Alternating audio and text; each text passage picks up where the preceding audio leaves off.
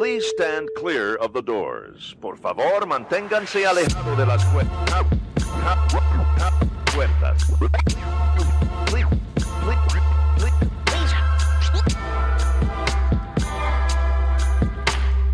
Please stand clear of the doors. Por favor, manténganse alejados. Because this here's the wildest ride in the wilderness. Hello, everyone. I'm Alicia. And I'm Nathan. Welcome to episode 113 of Adventures and Mousecapades. This week we're talking about how we have left Seattle to go to warm Disney places, and all it does when we get there is rain. And be cold. Yeah.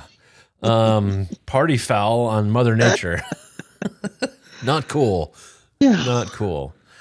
Well, quite cool. Yeah, very, indeed. We are joining you from, Alicia is in the beautiful DVC villas at Disneyland Hotel in California, and I am house sitting with Abby and Clyde, our best friends doggos, here just south of Disney World. So welcome to another remote recording for the podcast.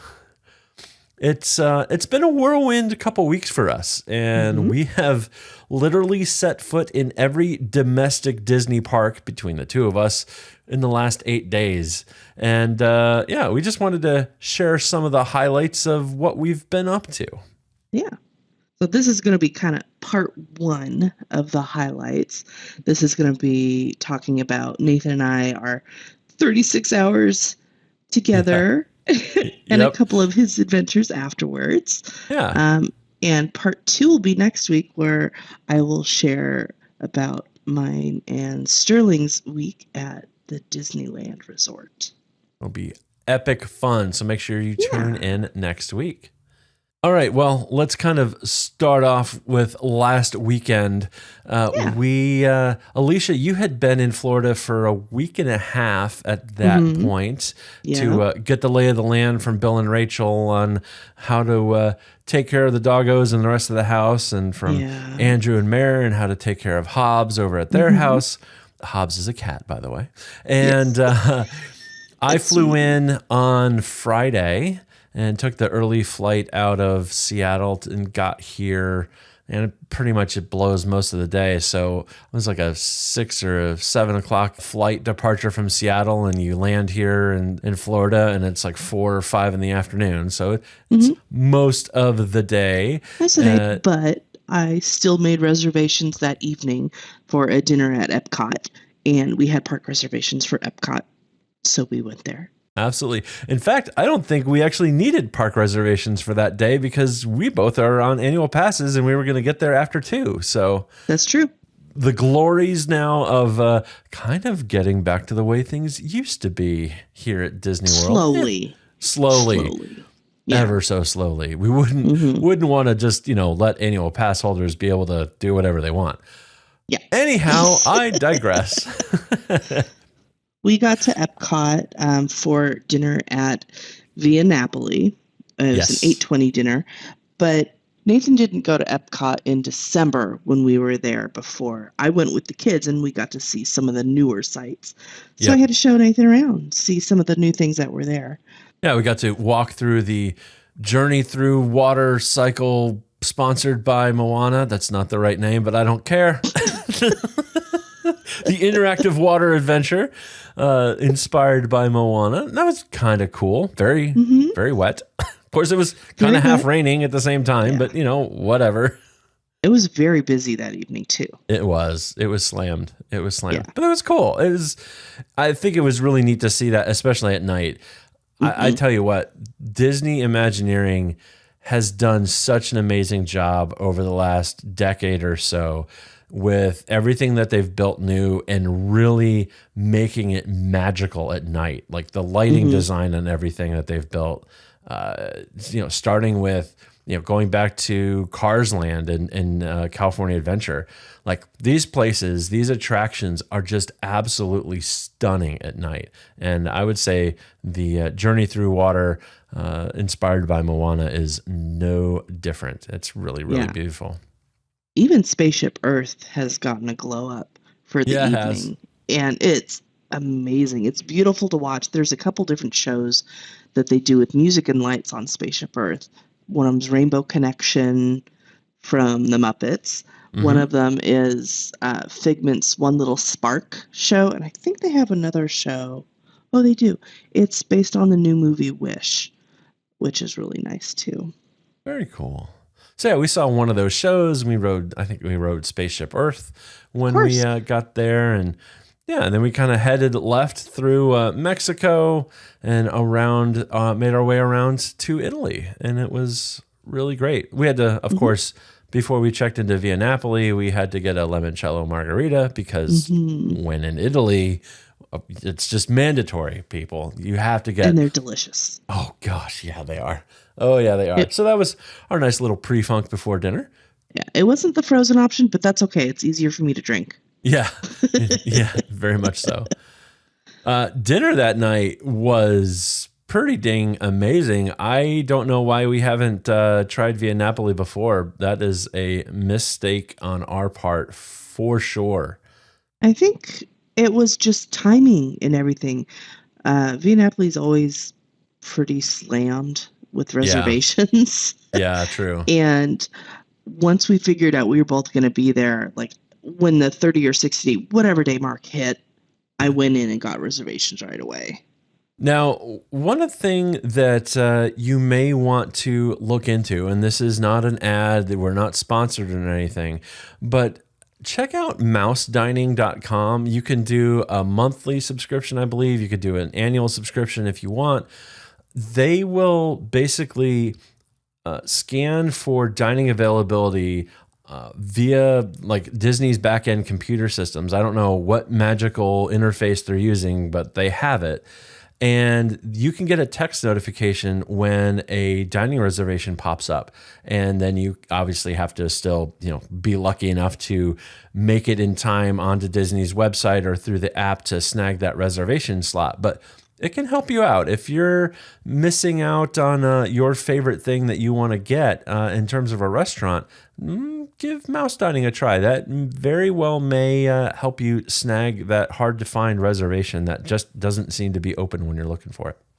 Yeah, it has helped us out on multiple occasions. Indeed. This was the last weekend of the International Festival of the Arts at Epcot, and they were transitioning between that and the Epcot Flower and Garden Festival. So there's actually a bunch of topiaries that were already up for that festival. It's kind of cool to see. Yeah. They had the Lady and the Tramp outside of Italy. This is our first time being in Epcot during Festival of the Arts. And we have determined that this is a very, very dangerous festival for us. Yes. We browsed around a few of the art booths and things like that on Friday evening. And we may have purchased a few items that will be coming home with us. Well, being shipped to our home for us. And it's all right. I love them. I love what we got. But it's good art. I mean, it's like fantastic art, stuff. It's just, yeah. I love the festival, though. Yes, absolutely, absolutely. On to Via Napoli. We should talk about our delicious dinner. Holy cow! Let's start off with Alicia. You had a little bit of a drink flight going on. I had a limoncello flight. It was amazing. It was 3 different types of limoncello, just a regular limoncello, a limoncello cream, and a limoncello pistachio cream. Yes. They're very good. Just the first one, the plain limoncello was, I don't know, it was strong. It kicked me. Yep. It really did. It was good. The cream was, I think, my favorite. It was creamy, go figure. Yeah, what? It was a nice smooth taste. The pistachio, I liked. It wasn't my favorite, though. It had a nice flavor of pistachio cream in there. It could also taste the limoncello because it's limoncello. Again, I am really horrible at describing tastes. I liked it. I enjoyed all of them. I was quite tipsy afterwards because that's a lot of alcohol. I had food to help balance it out, though. Indeed. You started off with the risotto balls. I did. Yeah. Those were good. I love risotto. Nathan, I know you do not like risotto. Not my favorite. Arancini. I had arancini, which is fried risotto balls with fontina cheese and a meat ragu. I had bresaola. See, I pronounced it right. I got our server to tell us how to actually pronounce that. It is a kind of a mini charcuterie. It's a very thin sliced meat, and it had some arugula under there and some shaved Parmesan. It was almost like the perfect salad, meat heavy with a little bit of greens and a lot of cheese. It was great. And I had a limoncello mule to go along with this to drink. And whoo boy, that was fantastic. I will have to admit, limoncello is exceptionally high on our list of things to have pretty much wherever we are. So this mule, I'm gonna list the ingredients because it's quite a concoction. We've got wild Sardinia vodka, limoncello, peach puree, orange juice, pineapple juice, lime juice, and ginger beer. Yeah, there's a lot going on. Very yummy. Yes, there was a lot going on. Mm-hmm. For the main course, I had the fettuccine via Napoli with chicken. And Nathan, you had the tortellini. I did. The tortellini. Oh, man. They're just the pasta here is just fresh made and it's so the pure definition of al dente. And it had the cream was amazing, and they were stuffed, and the peas and the meat. And it's so good. Your tortellini was stuffed with pancetta, which is nice. Yeah. Both of our dishes were in a Parmesan cream sauce. Right. Good. And good stuff. No complaints from either of us. No complaints from either of us. Very good meal. We do need to go back because we have been told their pizza is absolutely astounding. Yep. And one of the really cool things about Via Napoli is the pizza ovens there they're named after the mountains that are there. Yes. They look like Muppets. They do kind of look like Muppets. They look their faces. Where the pizza ovens are faces. We have Stromboli, Vesuvio, and Etna. And they make good pizzas, that's for sure. They make good pizzas, yep. So maybe I'll go there tomorrow. Do a late lunch. There you go. We were towards the end of the meal trying to get out as quickly as we could because Luminous, the fireworks show, was about to happen. And we made it. We made it. Yeah, we got good spot, I thought, just standing right out there. And I love this show a lot. It's really good. I love Epcot fireworks shows because anywhere you stand around Epcot, around the World Showcase, is a good spot, really. Yes. Outside of Italy is quite nice. Yes. And there was a wedding party that had kind of the bridge right there on the water outside of Italy. And there's kind of a seating area down there. They had that reserved for their private event for their wedding reception. And the bride and groom were up on the bridge watching the fireworks show. And everybody was around, gave them a big cheers when they got up there before the show started. And having that thought in my brain of these folks who are just beginning their marriage, and some of the songs and the content of the show were just fantastic. I mean, there's like firework bursts that kind of like come towards the audience that are big hearts, and it was really cool. Like that's a pretty magical moment being made right there. Mm-hmm. And I just like Epcot. It's so nice. Absolutely. Well, it's we were going to go back to Epcot on Saturday, and we decided to change that to go to Animal Kingdom first.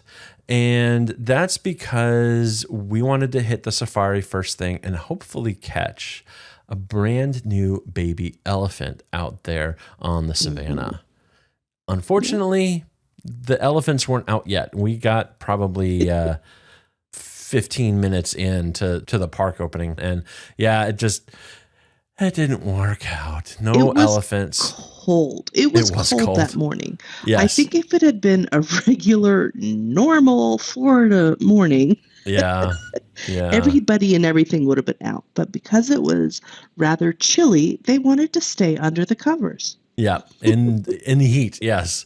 Yes. We did get to see a 2-week-old okapi, which was neat. And then even though we missed the elephant, this was probably one of the most fantastic safaris we have ever been on because the lions were exceptionally vocal. And the male lion was walking around and all sorts of roars, and then one of the females started going after that, and it was so impressive to see a multi-100-pound cat sound like he's trying to hack up a hairball.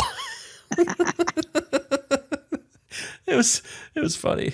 Pro tip for you all: ask to sit in the back row of the safari vehicle. Yes, that was awesome. You can turn around and see what's going on behind you, and you effectively have like a 270-degree view around the truck. It's amazing. Highly recommend. I think that's the first time we got to do that. It wasn't super busy, and I had heard, I don't remember who it was from, but I had heard, if you can, try to sit in the back. So we did. Well, they were right. Try to sit in the back. Yeah. I think we got breakfast over there at one of the quick service, and then we headed over to a very rainy Epcot. And very rainy. Yeah, our intention had been to slowly make our way around the world, check out all the art stalls, have a few snacks, and it was just pouring rain. It was pouring, yeah. Most of the art stalls were mostly closed up. There was a bunch of stuff that you just couldn't see anymore. We didn't purchase the things that we were after the night before because we knew we'd be back the next day. And I'm glad that we did stroll through a few of those booths the previous evening because the stuff we bought was covered up and you couldn't see it, but we knew it was there. So that was helpful. And yeah, it was okay. The rain was a pretty big damper on things. We did hang out a bunch in the Chinese pavilion, which I don't think we've kind of like done a cursory pass through China, but never really spent time there.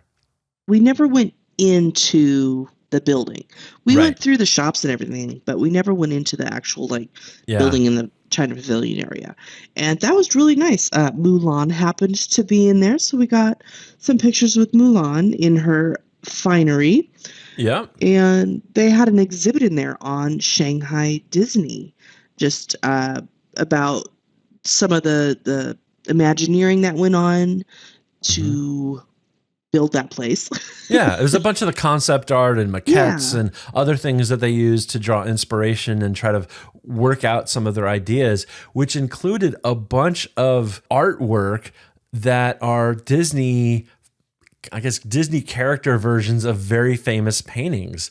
And my favorites in there, it is Donald Duck and it is Sunday in the Park with George. So this is Sunday in the Park with Donald, which I believe is painted like on the ceiling or something like that in one of the shops over in Shanghai Disney.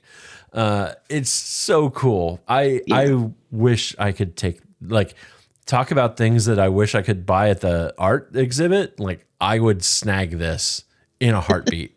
It's gorgeous. And I'm not a huge Donald Duck fan, but this is just... it's amazing. Now, there's a quite stunning portrait of Daisy there as well. I mean, obviously, we'd have to get both because Daisy's your girl. I don't know which one that is from. I do not know art well enough. I'm fairly certain I'd also seen the girl with the pearl earring as Daisy as well. I could be wrong. I don't know. But we've seen that somewhere. I can't remember if it was there or not. But yeah, it was a really cool exhibit. And they have...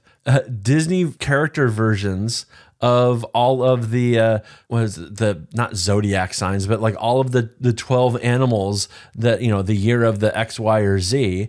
So you have like year of the rat, it's Remy. The ox is Babe the Blue Ox. Obviously, you have Tigger is for year of the tiger. Thumper is year of the rabbit. Mushu is the dragon. It goes on and on and on. Yeah.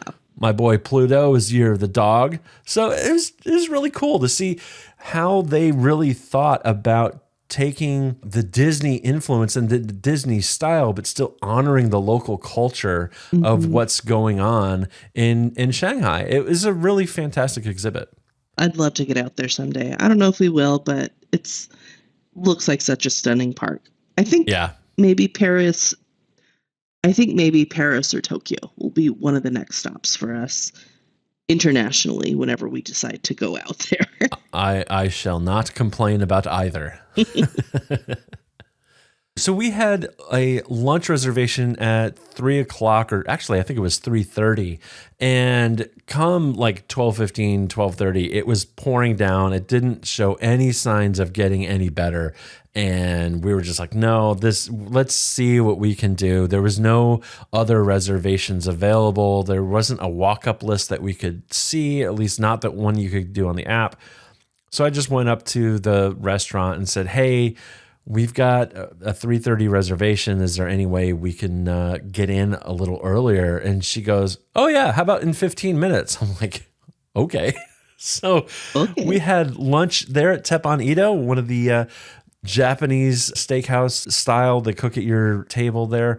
It was really good. Now, one note, Alicia and I, actually our whole family, are big fans of the fried rice that you can get on this style of a hibachi restaurant. And they did not have fried rice. It was udon noodles. So they were good. I missed my rice. I don't know if we do this one again, just because we do this from time to time in our own home location. Yes. And prefer that they have the fried rice and other stuff too. Yeah. And the miso soup is included at restaurants at home. Yes. Miso soup was extra here. The food was still very good. It was nice. It was very tasty. Good. Yep. I love this style of restaurant. But I don't know that we'll go again. Now, that said, what I love about both this meal and eating at Via Napoli is that the international ambassadors are back. So these are the cast members that are from Japan. The cast members that are from Italy are working these restaurants, are working these pavilions, and it makes such a difference. It really does. It's just great to have their own style and their own perspectives on what's going on. And I love it. I absolutely love it. We ended the day over at Magic Kingdom. We got 3 parks in one very rainy day. Yes. One of my coworkers has a daughter that is doing the college program, and she happens to be working at Ariel's Undersea Adventure. And we wanted to introduce ourselves, do a quick hello. We knew she was going to be working that evening, so we stopped over there to get on a ride.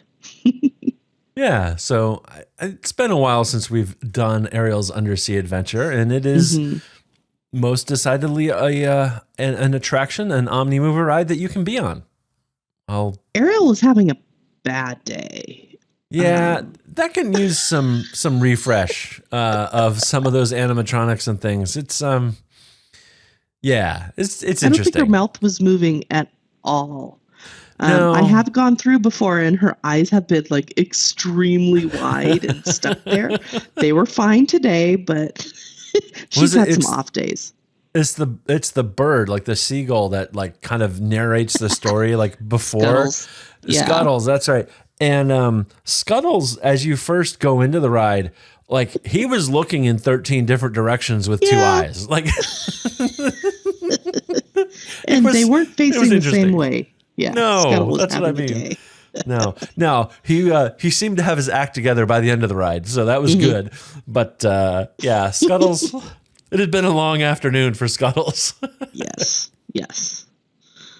So we ended the evening there and got back to the house and I had to pack up. Yeah, went. And we had to get up at like 4 o'clock in the morning to get you to the Sorry. airport. It's I all like right. the earlier flights. I really do. No, they're exceptionally helpful, especially going from Orlando back to Seattle. Like you take like a 6 or a 7 o'clock flight. I think it was a 6:15 departure. I don't remember what it was.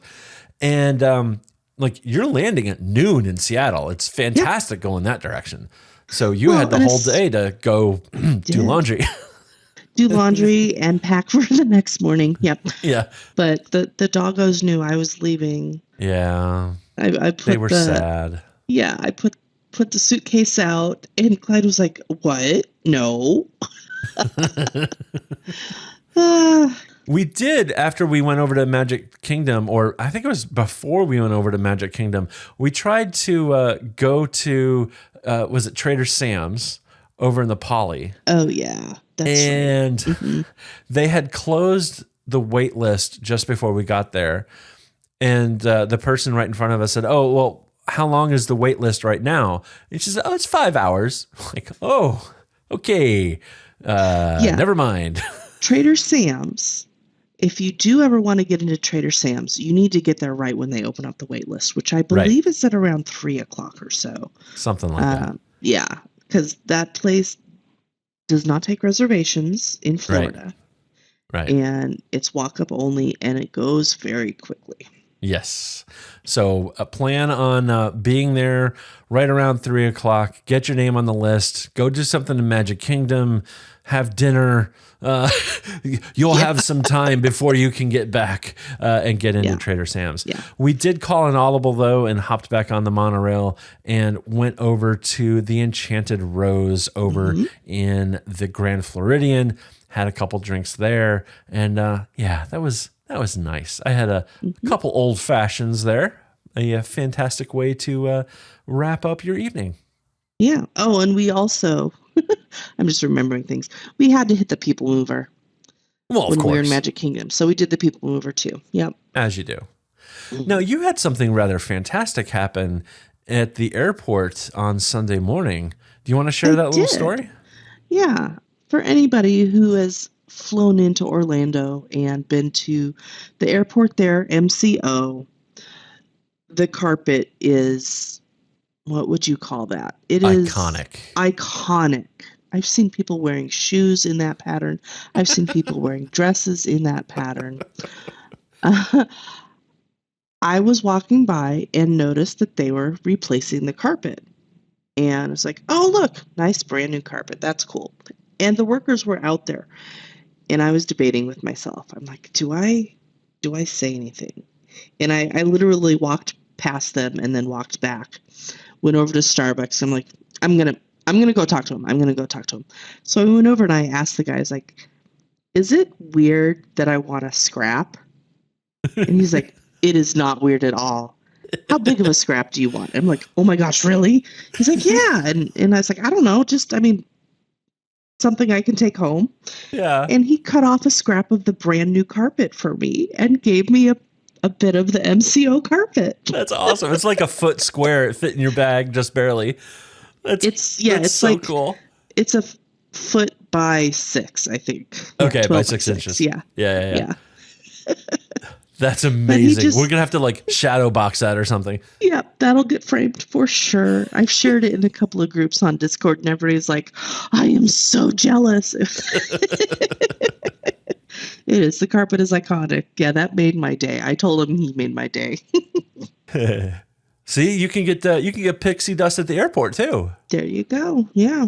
Yeah. So the next day, you guys flew off to Disneyland, and we'll talk about all next week. Let's go through just a couple highlights. What I have learned, ladies and gentlemen, is that I could absolutely, if my job were to allow it, work remote from Orlando. Now, I have a role, and I do some things I can't be remote. It's a thing. However, the whole concept of putting in a full days of work and then going, which park do I want to visit for dinner and a snack is pretty dang great. I absolutely love this kind of lifestyle that I have fallen into. So Monday was a holiday, and I took a holiday, didn't work. I did, however, cross something off of my Orlando bucket list. We had heard from some video or some outlet months and months and months ago that a restaurant that you need to try if you're in the Orlando area is Reggiano's of Celebration. This is an Italian restaurant that is in the town of Celebration, which was kind of like the original like staff housing planned community that spun up right next to Disney World. Evidently, I was talking to my to the server there, and he said it's Disney property, but it's on the wrong side of I-4, and so they couldn't do any like guest things with it, and so they just built a pre-planned town there.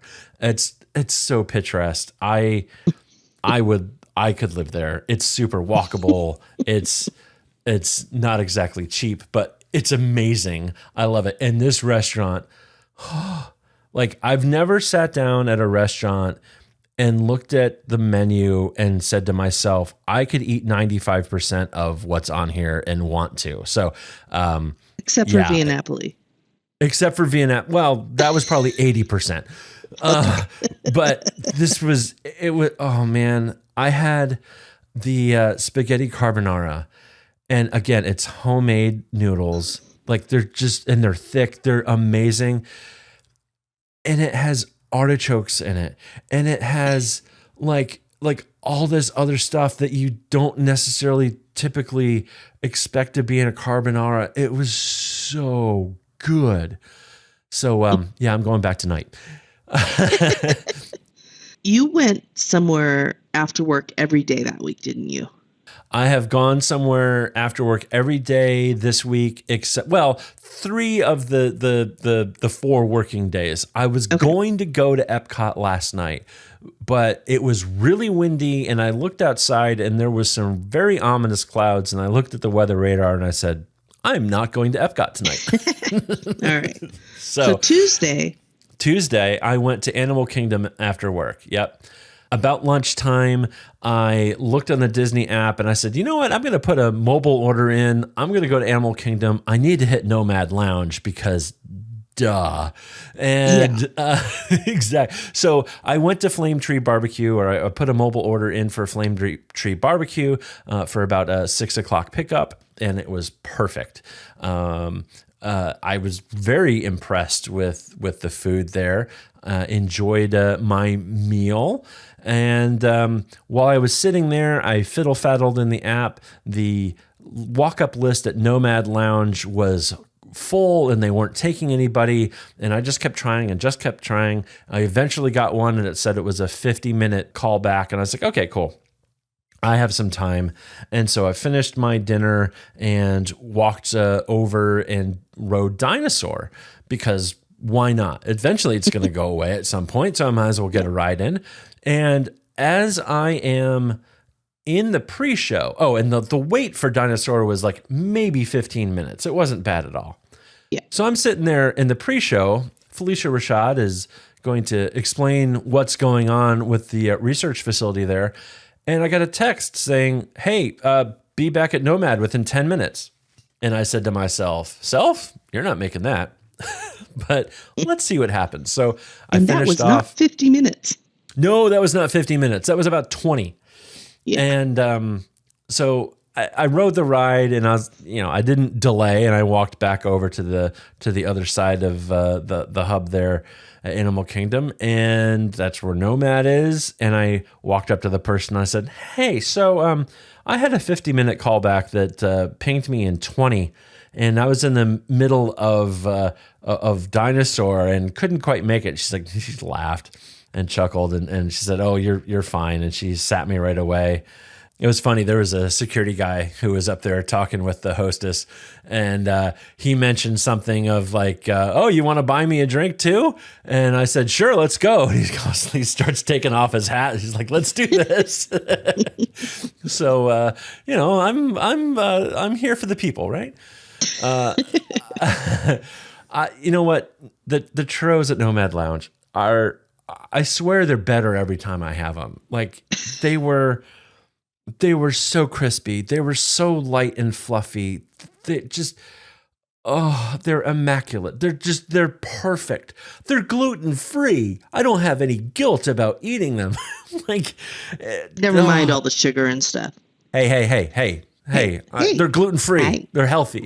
What was the seasonal sauce? Yeah, so they always have a vanilla cream sauce that's good. I usually just like the churros kind of au natural, as it were. But I try the vanilla sauce just cause. The sauce is usually, the seasonal sauce is usually a berry. They love to do strawberry. I don't do strawberry. This time it was spicy Mexican chocolate. And holy cow. Was it good? That was good. That was good. I let my server know that I'll be back because I will be back 100%. You will be back. Yes, you've got time. Yes. Yeah, I'm here for another basically 2 weeks. So yep. Yeah, it's happening. It's totally happening. Wednesday, you got to do your own after hours event. I did. At Hollywood Studios. I have a very special best friend who, after she scored after hours tickets twice for herself, got me one too.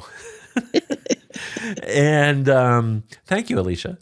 Yeah. So I went to Hollywood Studios after hours. So again, these are events that are billed as 3 hours long. They run from 10 p.m. to 1 a.m. They're specially ticketed events that you have to buy outside of a normal park admission. You are able to get in early. So I could get in on that ticket at as early as 7 p.m., which is about what time I got there. I could have gotten in early on my annual pass, but work and other things and taking care of the dogs, I got there about 7. It was really great. I hit the Brown Derby because, you need an old-fashioned roadie as you're walking around a park. I meandered over to Baseline. I got one of their awesome pretzels there and a beer. And then I said to myself, Rise of the Resistance only has a 30-minute wait right now. I can do that. It was a 15-minute wait. And I did Rise. Everything was in A mode. It was amazing. I ended up doing Rise of the Resistance 2 or 3 times that night. That first time was the only time everything was in completely A mode and everything worked. I think everything was in A mode, but the scene where Kylo Ren and Chief What's-His-Face are on the bridge there and they kind of turn around at you, they weren't moving. Oh. So yeah, that was a thing. But no, it was so fun. I remember it was nice going through those lines because they're always going to ask for, like, is there a party of one to kind of fill in a row, and you usually get to jump a little bit. So I was able to do that. I remember one of the first order staff members there was like, unit of 1. I need a unit of 1, and I said, yeah, I'll take it. And he had also goes, looking for another person for a different line. Unit of 1. Anybody wish that you were a unit of 1? Like, if you want to leave the rest of your family, you have options with the first order. Yeah. Yeah. Now, if I remember correctly, that evening was totally sold out for the after hours. It was. And there were a few issues. Slinky Dog was down for a little bit.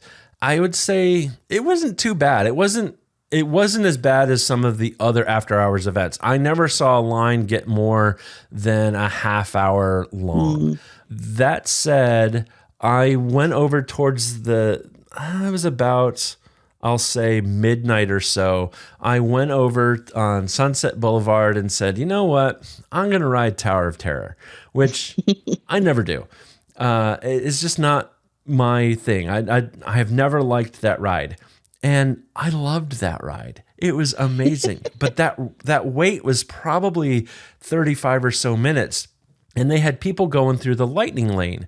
Now, they don't use the lightning lanes during these after hours events. Everything is standby.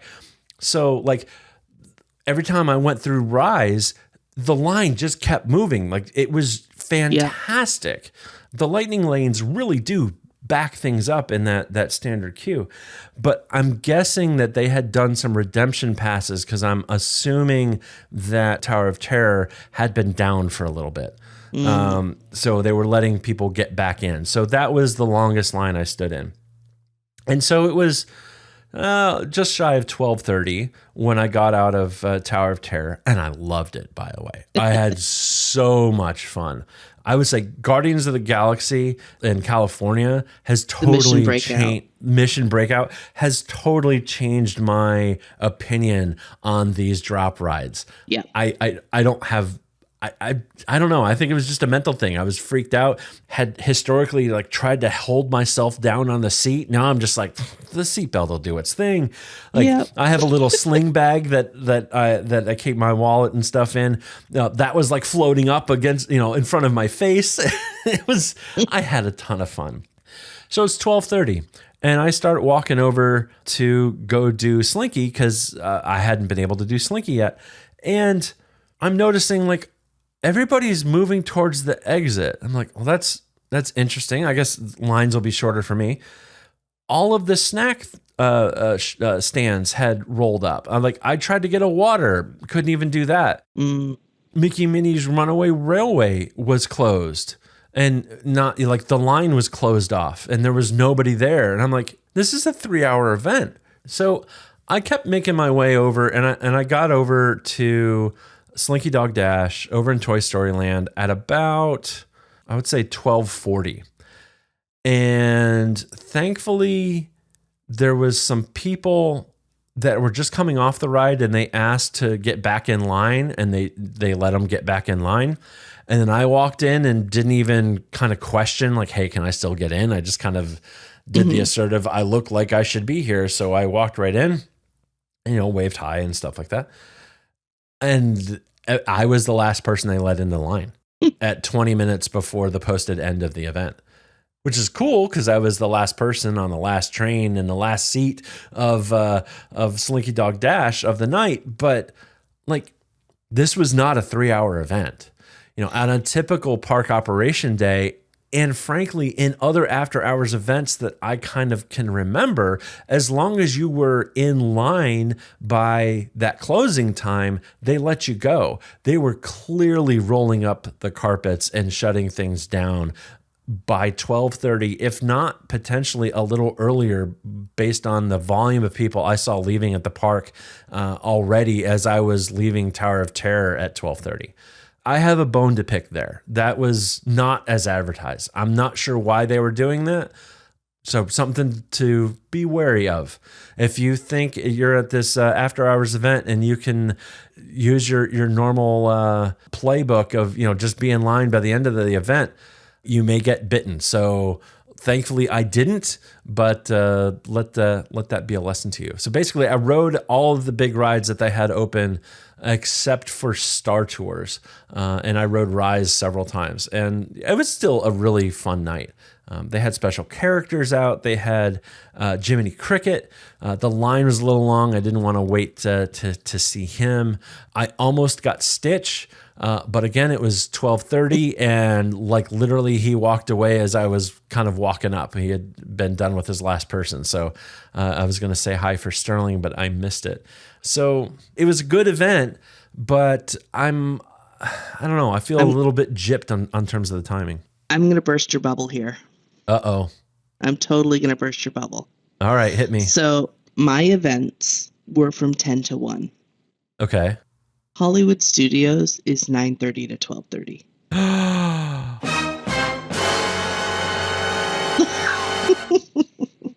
Interesting. I'm sorry.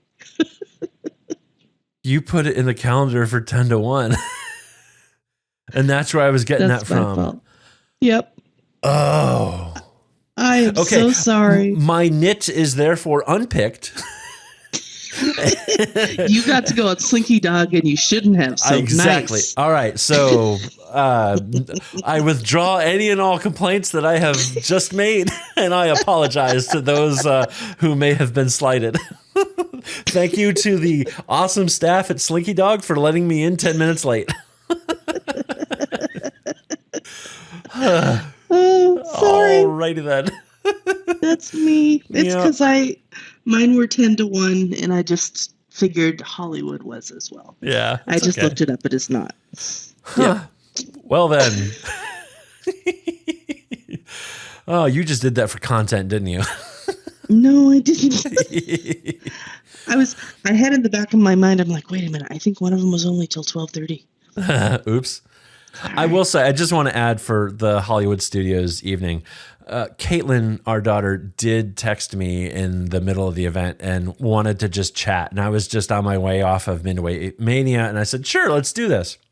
So she called me and we had a FaceTime call, and I was getting ready to walk over, I think back to do Runaway Railway. And then I was going to go do Tower of Terror. And we were walking by, the big Woody statue that you can take your picture with. They always have a PhotoPass person there in Toy Story Land. And I was like, hey, Caitlin, let's go get our picture. And so the cast member was awesome. I turned up the brightness on my phone, and we have some pictures of me and Caitlin, and she's on my phone virtually via FaceTime at Hollywood Studios After Hours. So, if you need to attend an after hours event from 3,000 miles away, now you know how to do it. Yeah. Perfect. It was very cool. And she kept me company in line over at Tower of Terror as well. So it was good. It was fun. It was a great night. It was really fun. So After Hours redeemed.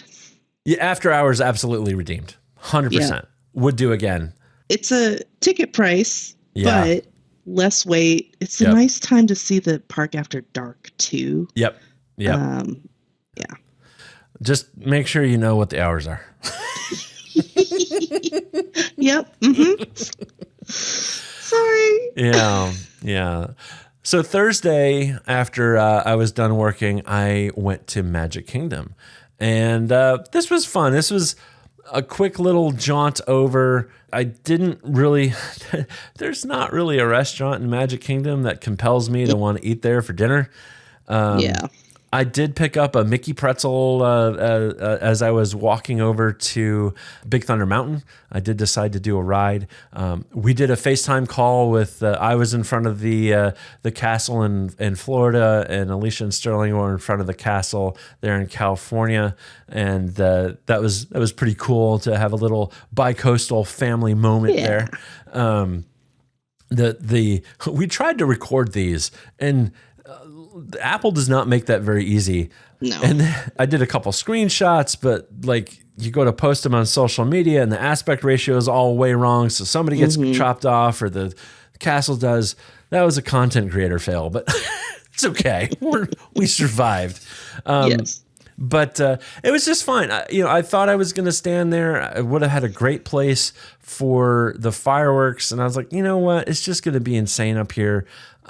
You know what? We always tell people that a magical place to watch the fireworks is behind Big Thunder Mountain. So Big Thunder only has a 30-minute wait, and I've got an hour to kill. Let's go do that. And ladies and gentlemen, that's exactly what I did.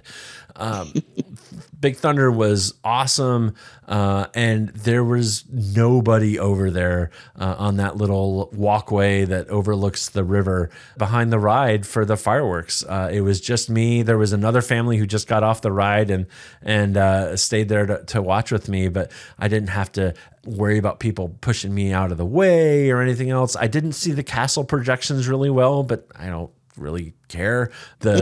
You're closer to the fireworks. I will tell you, some of those things, your chest thumps when those go off. It was pretty dang impressive. And one thing I learned, they have those shaped charges. So the ones that explode into like a box or a cube or a heart or things like that. Those are the ones with the biggest explosion when they pop. Those were some of the loudest and deepest. They rivaled the ones that seemed to fill the whole sky. It was quite impressive. And you could definitely hear the pneumatic thump as all those launchers threw those shells up in the air.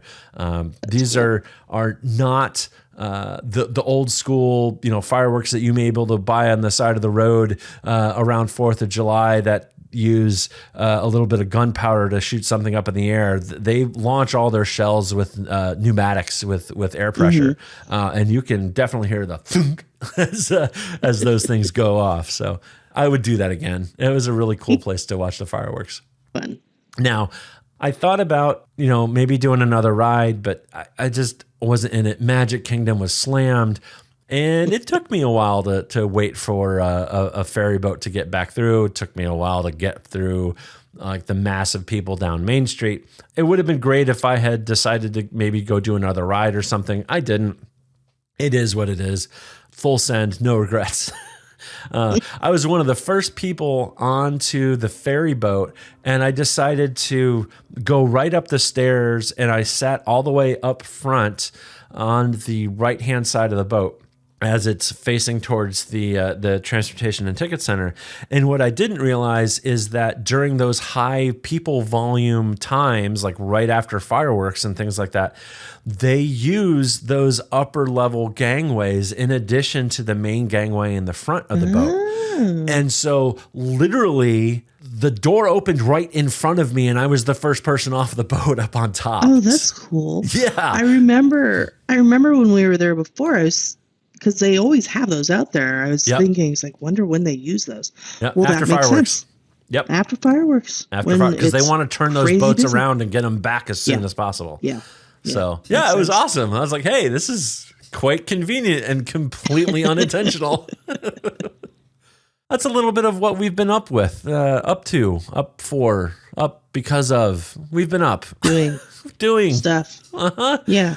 Lots of Disney. We'll talk about your week in Disneyland next week on next week's episode. I will, of course, be continuing my Disney after work adventures. Yes. Have annual pass, will use it is my motto. As long as I show up to the parks after 2 p.m., I don't even have to make a park pass reservation. There you go. Just go for the vibes. Just go for the vibes. You go in. I am loving the just go for the vibes so much. Yeah, it's really, really, really fantastic. I fully intend to hit Nomad Lounge a couple times in the coming week, because then I'm going to be away for a while. We don't have another Disney World trip booked or on our plans at all for the foreseeable future. That's not going to stay that way. But right now, we don't know when we'll be back. So I might as well get them in. Yeah. Well, get to know the cast members. Yes. Get to know the cast members. Be nice to your cast members. Be nice to your fellow guests. Just be nice. Have fun and enjoy. We are not affiliated with Disney or their subsidiaries. These are personal opinions and suggestions based on our own experiences. We recommend working with a travel agent or contacting Disney directly to plan your perfect vacation. If you have questions or suggestions, or would like to be interviewed on our show to share your Disney experience, please send an email to podcast@ourmousecapades.com. You can follow us on socials @ourmousecapades. Please rate and review in your podcast app. It really helps people find us. Thanks for listening. We'll be in your ears next week. Thank you for flying Star Tours. Bye-bye.